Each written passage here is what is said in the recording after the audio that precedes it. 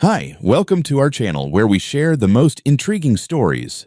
All I wanted was peace, a quiet mountain retreat far from HOA meetings and gluten arguments. But one perfect view turned into a war zone, and I became the enemy of a neighborhood I didn't even belong to. Welcome to the battle for the skyline, and it's about to get personal.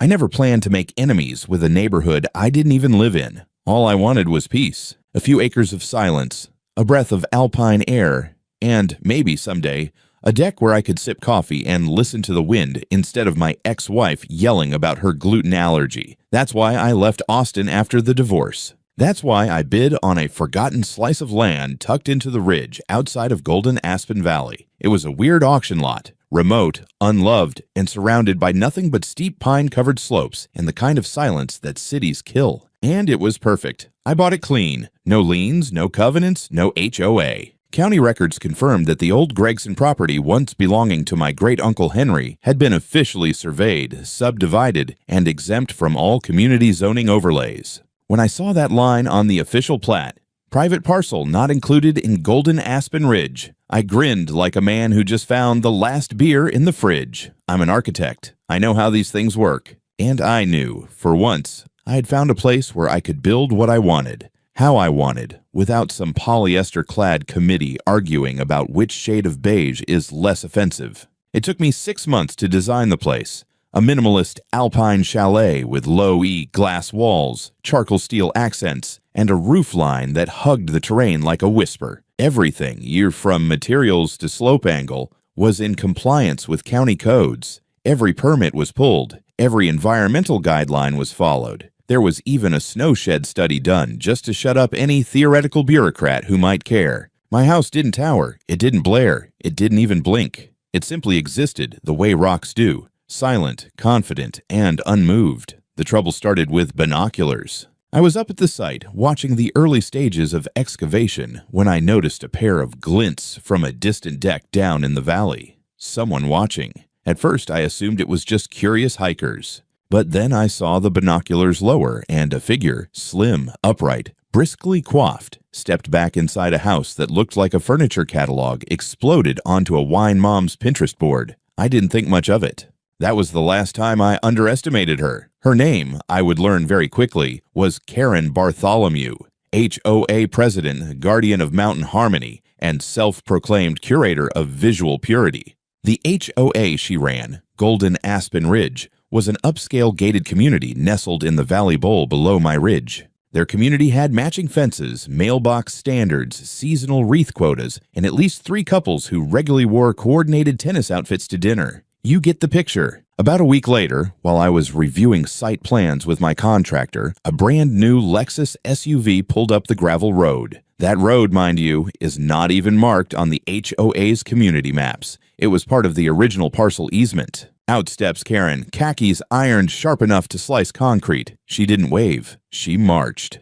"Excuse me," she called out, not looking at me so much as inspecting me, like I was a rust stain on a white towel. "Hi," I replied cautiously, brushing dust from my hands. She didn't smile. "I'm Karen Bartholomew. I'm president of Golden Aspen Ridge." I nodded slowly.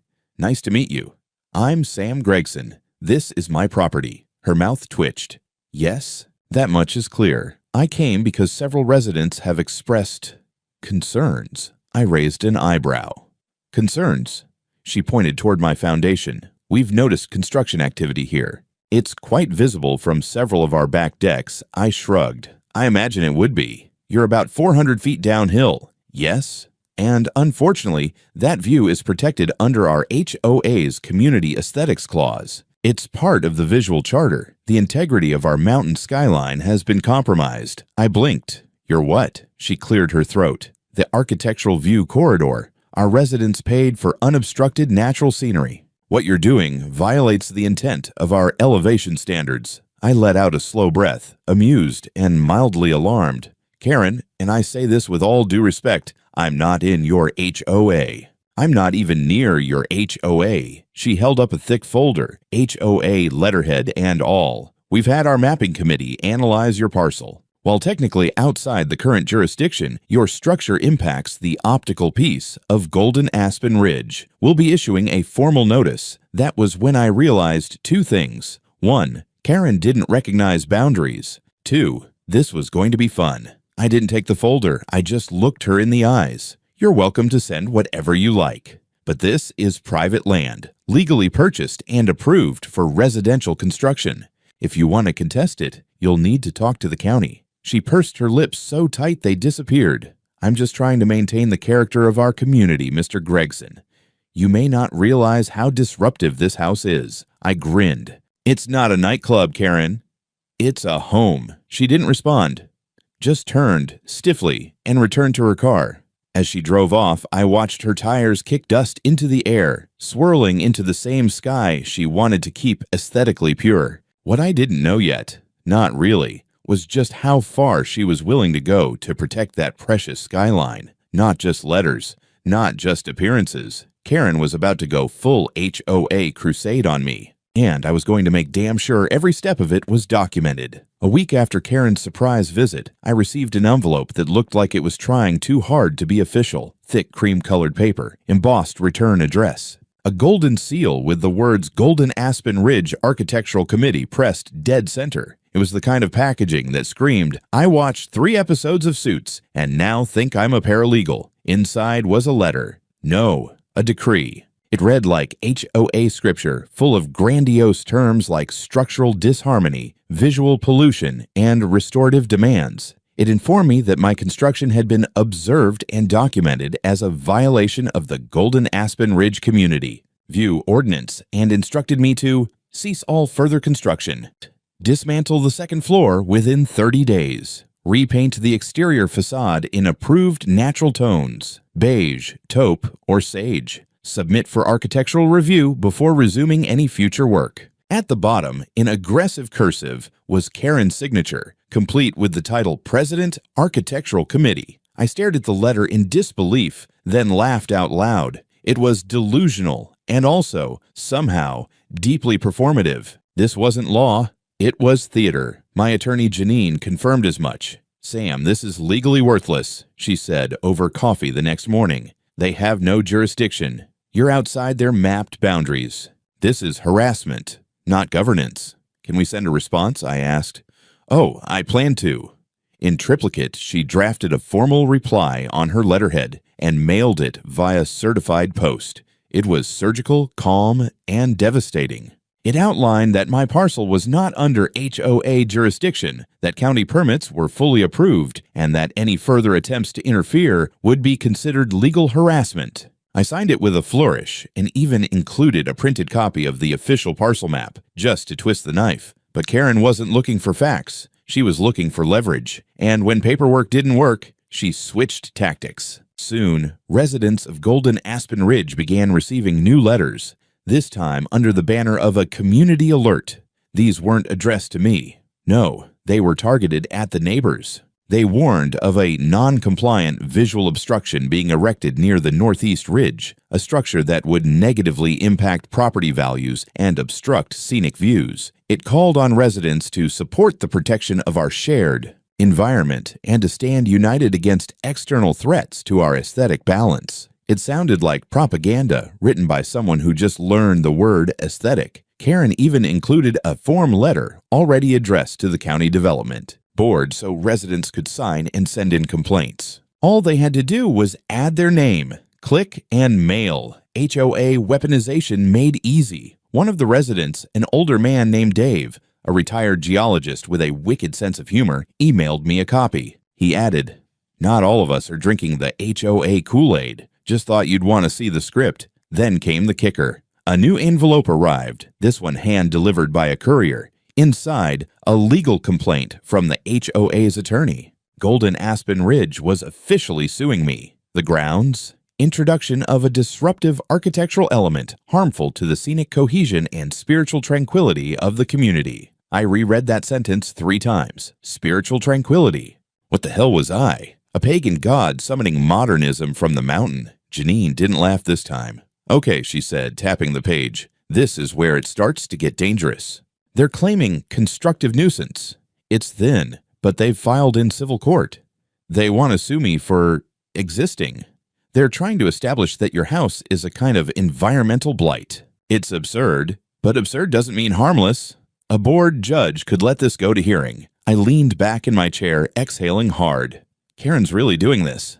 Janine nodded. She thinks she's the final line of defense between civilization and whatever sin she thinks your roofline represents. So we prepared. I started collecting everything: permits, zoning maps, aerial photos, even the soil stabilization analysis. Janine filed a motion to dismiss and a motion for sanctions, but before we could even get on the court docket, Karen made another move. She held a community preservation forum at the HOA clubhouse. I wasn't invited, obviously, but I got hold of a video recording. A friend of mine, same geologist, bless him, snuck in a GoPro clipped to his jacket and recorded the whole thing. Karen stood at the front of the room like she was hosting a church revival. "This house threatens the integrity of our skyline," she said, pointing to a slideshow with a red circle around my house like it was a UFO. "This is not a home. It is a visual wound upon our ridge." People applauded. I had to pause the video and walk away for a moment, not because I was upset, but because I was amazed. She had declared war on me, not with laws, but with metaphors. The part that got to me wasn't her nonsense. It was the people nodding, clapping, believing it. It was the realization that HOA power doesn't always come from legal standing. It comes from perception. And Karen was damn good at manufacturing that. So I did the only thing I could. I leaned in. The courthouse was quiet the morning of the hearing. Too quiet for a room about to host the dumbest lawsuit in Colorado's civil history. I arrived early with Janine, who was armed with 3 binders, a flash drive, and the quiet fury of a woman whose breakfast had been interrupted by Karen's emergency supplemental filing. She didn't even bother reading it, just muttered, "There," using the word skyline again. I can feel it, and shoved it into her bag without looking. The judge assigned to our case was a man named Harvey Eldridge, 60s, silver-haired, and straight out of the grizzled but fair casting category. He didn't smile when he entered the courtroom. He looked tired, like a man who'd seen too many HOA squabbles mutate into ego crusades. Karen was there, of course, seated front and center with her lawyer, a guy in a blue pinstripe suit who looked like he practiced law exclusively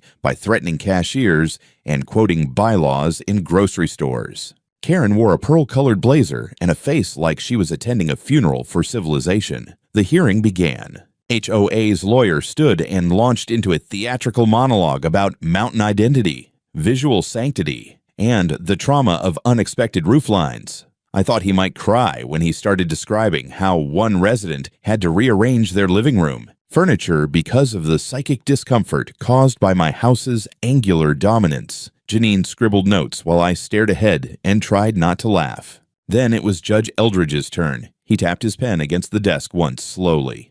"Let me get this straight," he said, voice dry as sandpaper. "You're suing Mr. Gregson for building a home on land he owns, with permits. Because it's visible from your community." Karen's lawyer stood a little straighter. "Yes, Your Honor. We believe the structure constitutes a landscape-level nuisance. It interrupts the visual balance of the environment. Our bylaws state—" "I've read your bylaws," the judge interrupted. "They don't apply to land outside your association. But the view, the judge said, rubbing his eyes, is not a legal entity.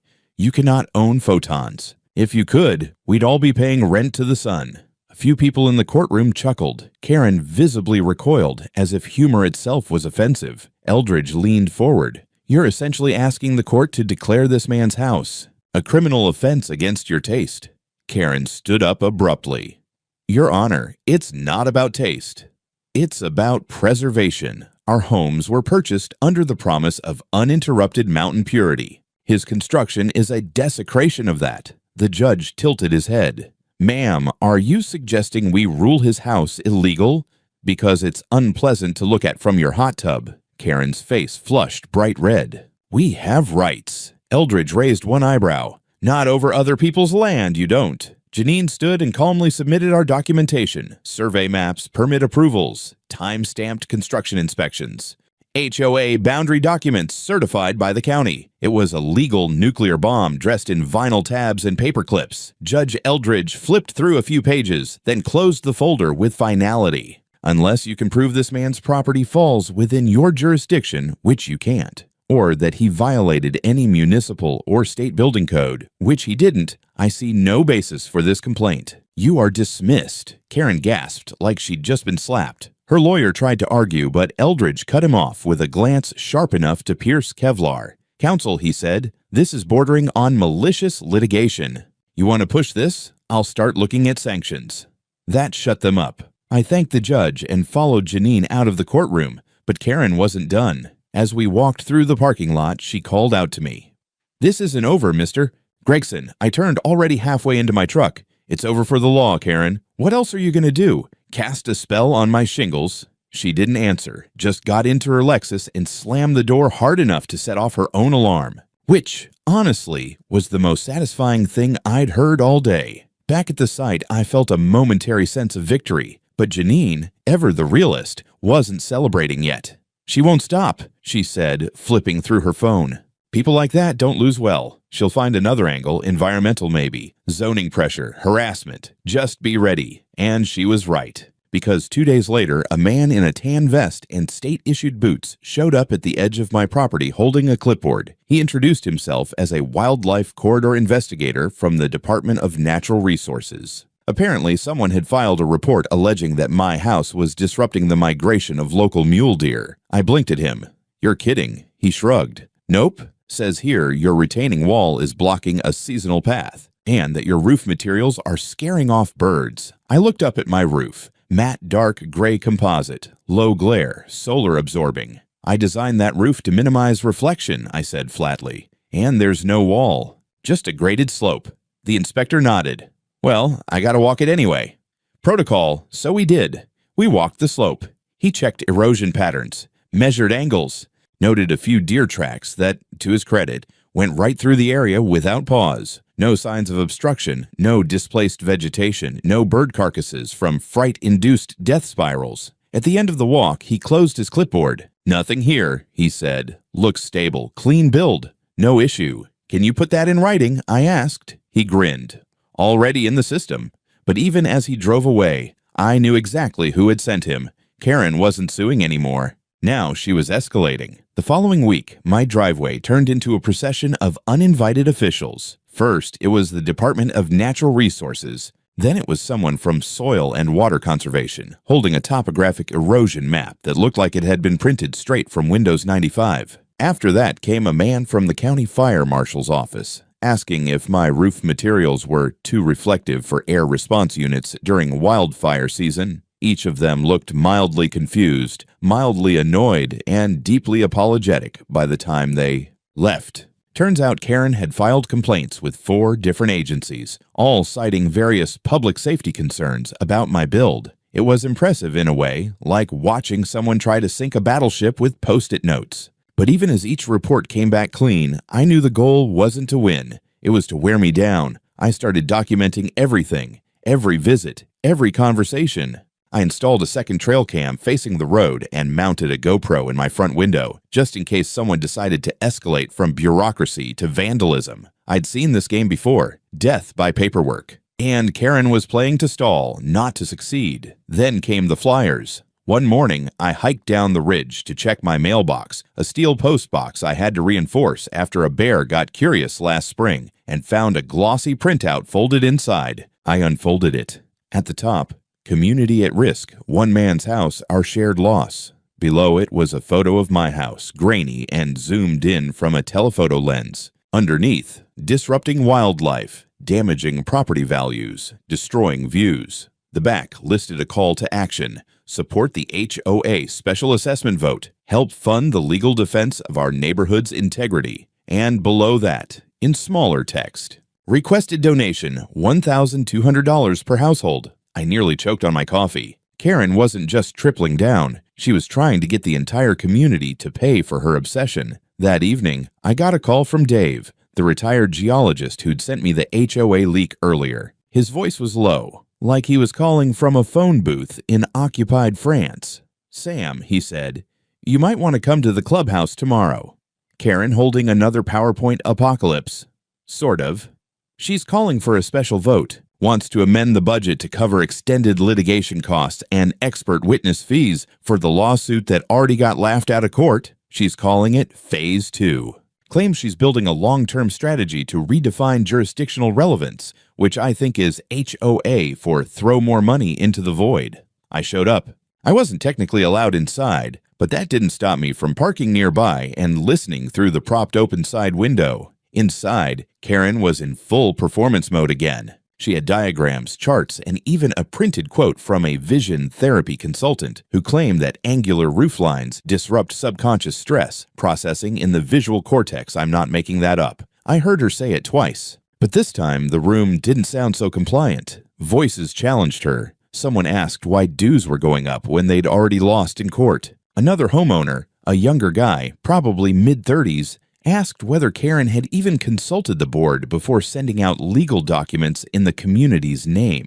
That's when things cracked. A woman stood up. I couldn't see her, but her voice was clear. I called the county myself. His land's private. He did everything by the book. We're paying thousands for your vendetta, Karen. Karen snapped back that this was a moral imperative, that community standards must be defended, and that, if we don't act now, others will follow. She sounded less like an HOA president and more like a Cold War general predicting an avalanche of modernist cabins. The room turned. The vote failed. I heard it. I felt it. The energy shifted from obedience to irritation. Karen stormed out not long after, nearly knocking over a table with a cheese platter on her way. The next morning, I found another envelope shoved into my gate. It was handwritten. Inside, a note. We don't all agree with her.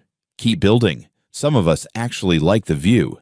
L. And taped to the back, a donation receipt to the county's wildfire fund, in my name. It wasn't just Karen anymore. People were picking sides. I wish I could say the failed vote ended things. That Karen took the hint, packed her binders, and retreated into whatever pastel cavern she came from. But no, that would require self-awareness. And Karen had the stubborn resilience of a poorly configured Roomba, bouncing off walls, ignoring boundaries, and hell-bent on returning to the same corner again and again. A week after the vote, I got a knock on my door. Not a clipboard, not an inspector.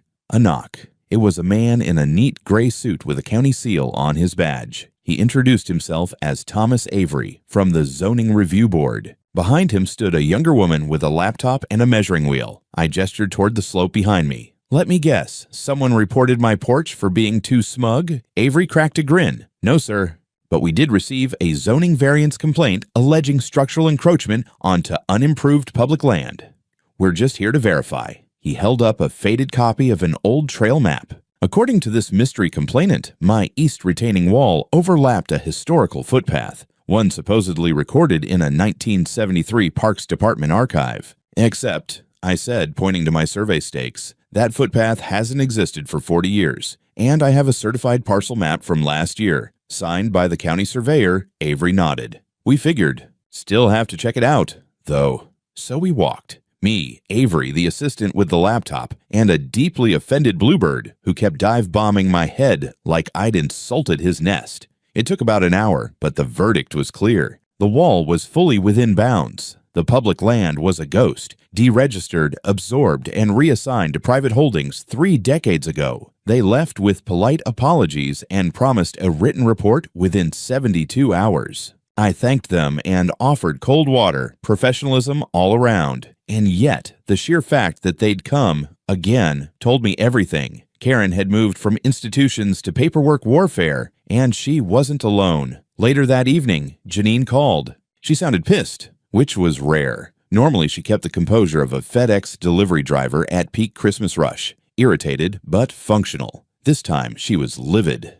They filed a motion, she snapped. An amendment to the original lawsuit, even after dismissal. Can they do that? No, not legally. But it's styled as a motion to reconsider, claiming new evidence. Supposedly a realignment of jurisdictional boundaries based on an old deed. My heart dropped. You mean forged maps? She sighed. We'll find out tomorrow. I've already pulled county records and requested originals. But if this is what I think it is, they're using a fake plat overlay to claim your lot falls within HOA airspace. Airspace? Basically, they're alleging visual jurisdiction, like how cities sometimes regulate billboard placement. But this isn't a city, and HOA can't enforce anything outside their lines. Unless those lines change. Janine was quiet for a second. I've seen this once before. Down in Arizona. HOA redrew their map, snuck it into the county archive without proper hearings. Took 2 years to undo. The guy died before it got fixed. Jesus. Don't worry.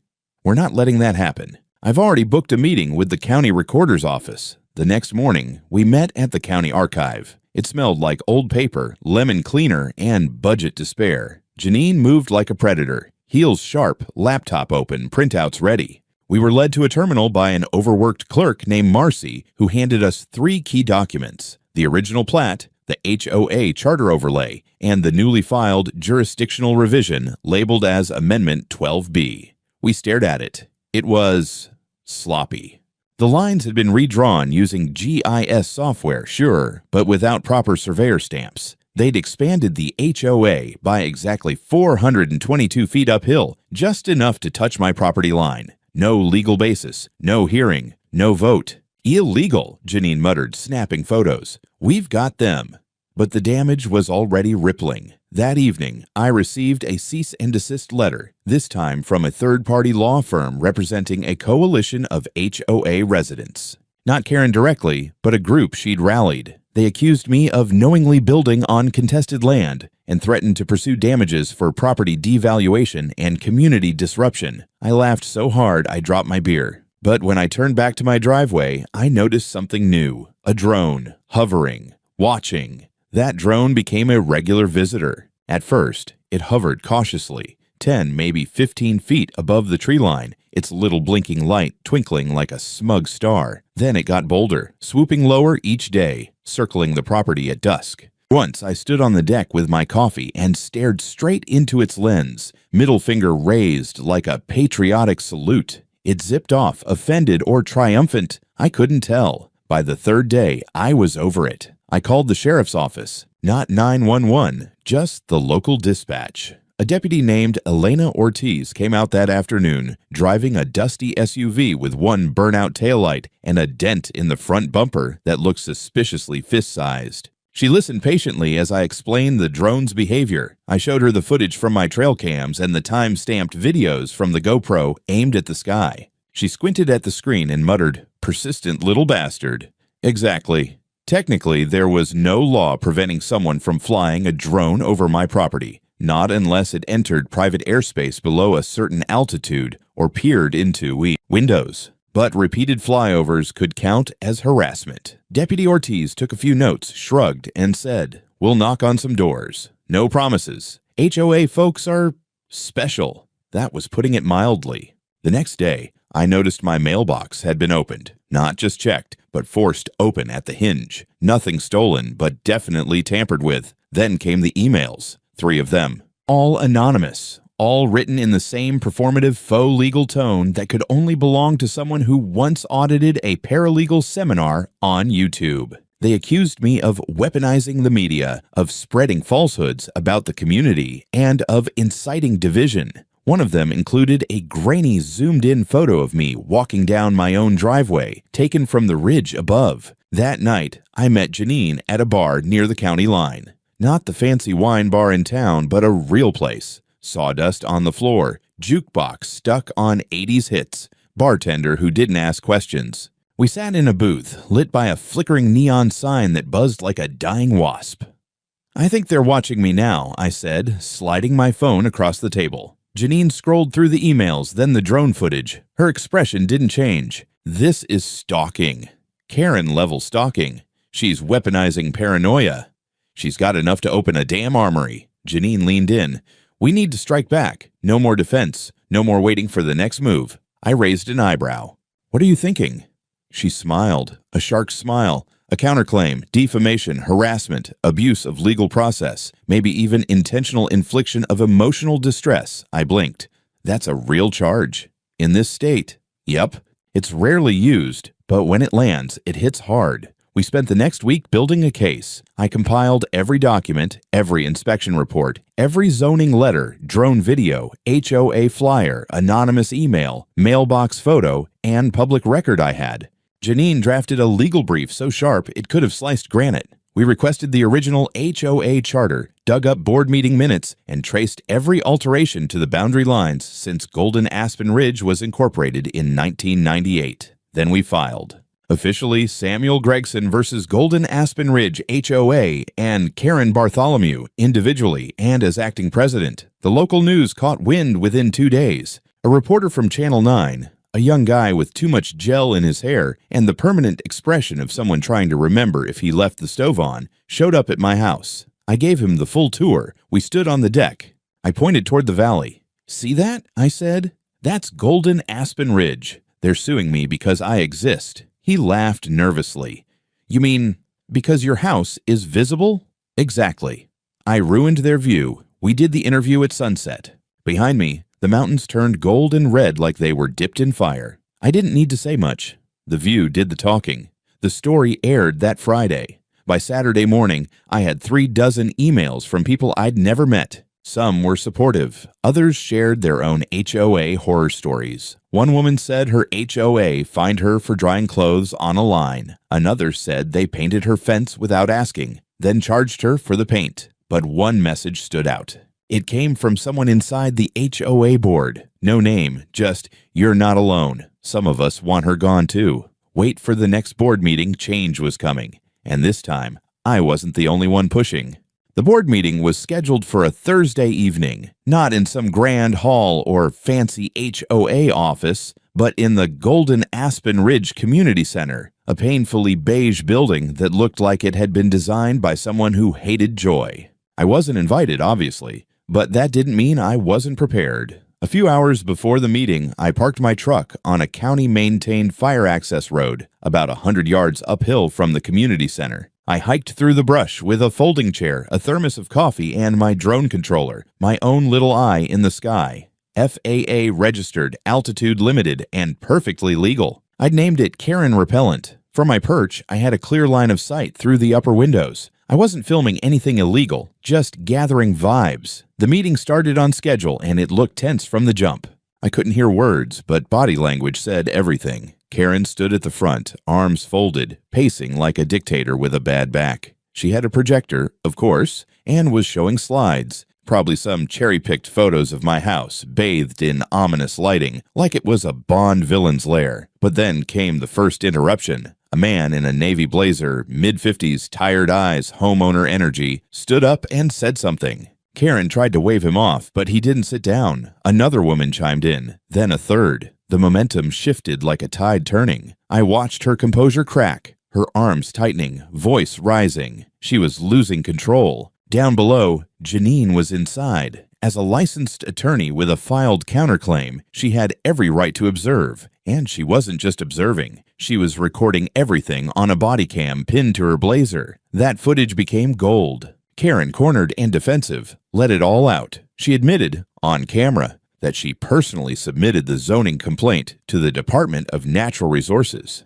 She laughed about tricking the rookies at the recorder's office. She bragged about the drone surveillance. At one point, she literally said the words, "I don't care what the law says. We were here first, and that view is ours." Game over. By Friday, Janine had filed a supplement to our lawsuit, including the new footage. But the bigger bombshell came from the inside. The anonymous board member? They revealed themselves. Mark Pennington, treasurer of the HOA, CPA by trade. Quiet guy, always in the background. He called me directly. "Sam, I've had enough," he said. I joined the board to manage landscaping budgets, not fund some suburban holy war. He agreed to sign an affidavit detailing how Karen had been bypassing votes, forging minutes, and spending HOA funds on private investigations, including the drone. And then he sent me the receipts, invoices to a private security company, payments from HOA accounts, a check to Bartholomew Consulting, a shell company in her maiden name.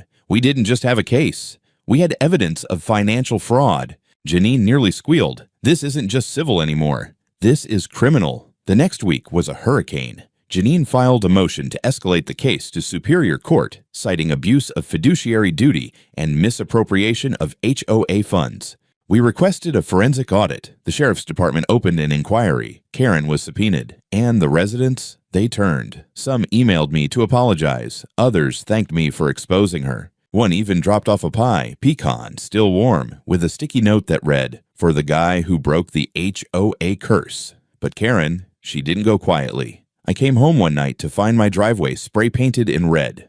"Eyesore. Go back to Texas." And next to it, a plastic deer lawn ornament, decapitated, horns glued on upside down, a grotesque parody of the protected wildlife she had claimed to champion. It was absurd, and it was war. But now, I wasn't just defending my house. I was defending truth. And I had backup. They say the mountains don't echo unless you scream into them. Well, I didn't have to scream.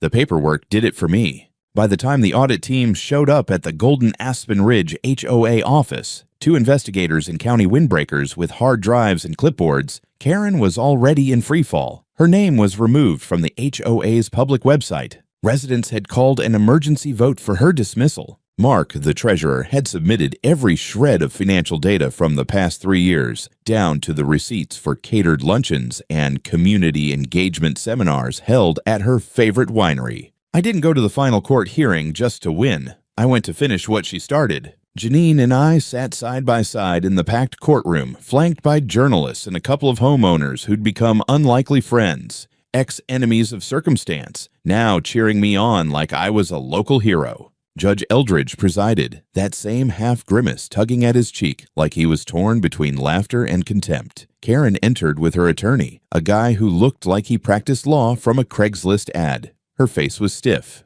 She avoided eye contact. No more bluster, no press conferences, no printed leaflets. The case was swift. We presented the drone footage, the HOA charter showing we were outside their jurisdiction, the forged meeting minutes, the invoices to her shell company, the recordings from the board meeting where she all but admitted to everything short of building her own private gulag. Her attorney tried the usual dance.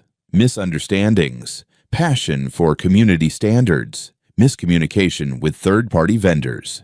Judge Eldridge wasn't having it. "I'm not here to litigate her feelings about topography," he said.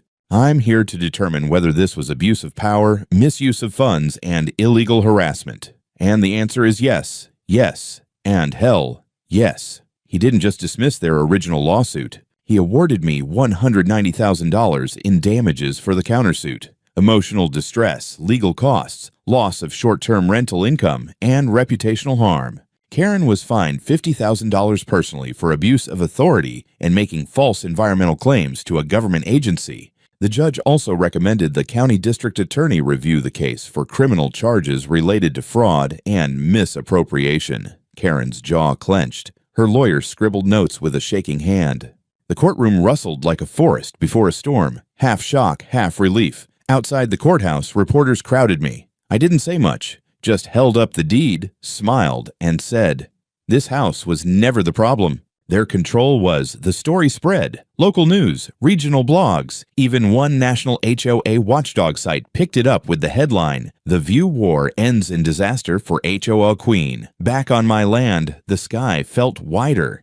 Construction wrapped up 2 weeks later. The final touches were small. Copper gutters, native landscaping, a set of stone steps that led to the lookout point. But the most satisfying detail was the sign I installed at the bottom of the slope, facing the valley below. Simple black letters on brushed steel. "This view is mine, and it's legally protected." A week after the trial, Golden Aspen Ridge held its new board elections. Karen didn't show up. She'd moved. I heard, quietly. The house sold under market value. At the next county town hall, I was invited to speak. Lessons in HOA overreach. I stood at the same podium where people usually argued about potholes and noise ordinances and told them what I'd learned. That fear, dressed up in bylaws, still looks like fear. That property lines may be invisible, but respect has weight. That if someone builds a house and your first instinct is to tear it down, maybe the problem isn't the house. People applauded. Someone asked if I planned to run for office. I laughed. God, no. I just want to sit on my deck and enjoy the damn view. And that's what I did that evening. Whiskey in hand, sun sinking low. No drones, no shouting. Just the rustle of wind through pine and the long golden hush of a valley that had finally gone quiet.